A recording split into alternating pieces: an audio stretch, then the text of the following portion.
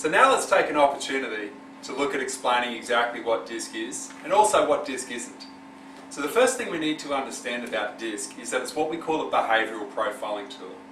Now what that means is that it's assessing or measuring your behaviour in the context of your sport.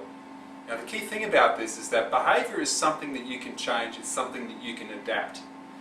If you talk about personality, for example, this is one of the key ways that DISC is different to a lot of other tools, is that DISC is not measuring your personality. Personality is something which is inherent, intrinsic to you, it's more about who you are, whereas we're measuring how you behave.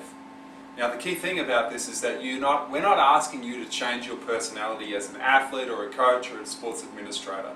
Like, your personality is fine the way it is. But there are times when your behaviour may not be giving you the outcomes that you want. So therefore, being aware of what your behaviour is enables you to make some changes, if you want to. And that's the key thing. You actually have to have an attitude where you'd like to do something different. Because remember, if you keep doing the same things over and over again, you actually will get the same results. And so DISC just gives you that self-awareness as to what your behaviours are, which is like your input, and then you can assess what your output is. Now if you want a different output, you have to change your input. Okay, so DISC is about behaviour. Okay, now the key to DISC is that there are 4 different styles. Now we have the dominance, the influence, the steadiness, and the conscientious styles.